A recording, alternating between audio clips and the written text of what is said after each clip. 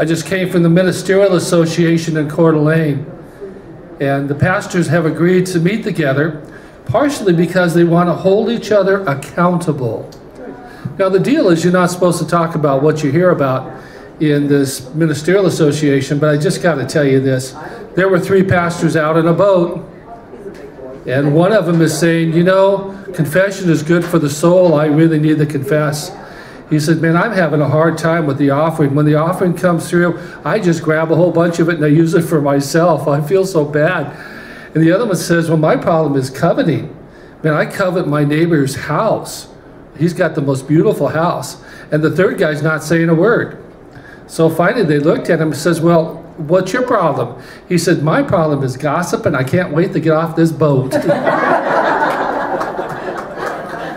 My name is Pastor Jim Hoggett, Coeur d'Alene Open Bible, and we're sitting here in Coeur d'Alene Homes, one of the greatest places here in town. The staff is so warm and friendly, and the people are awesome. But today we're going to talk about origin of words. It's called etymology.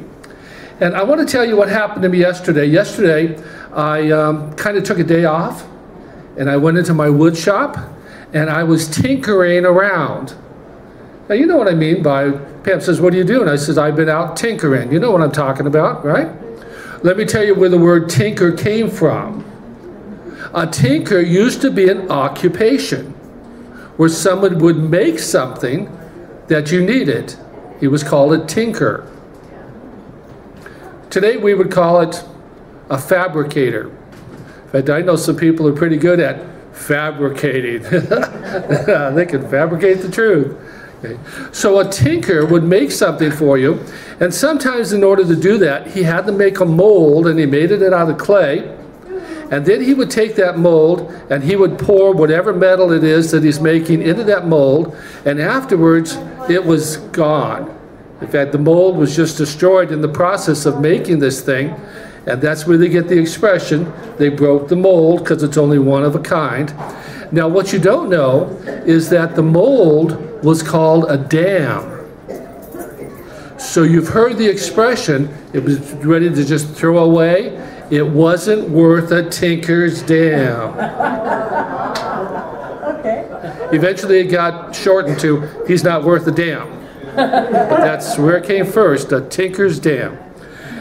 Now, you've heard of the word a zip code. Do you know where the zip code comes from? It comes Zone Improvement Program. But did you know where tip comes from? TIP? When you give somebody a tip, that means to ensure promptness. We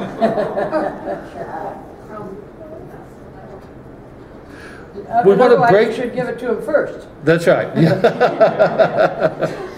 To break the ice.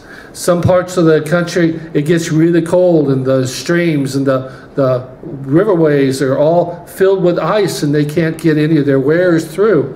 So they would send an icebreaker through at the beginning of the season to break up the river that had ice in it so they could start the business flowing up and down the river. So they are breaking the ice.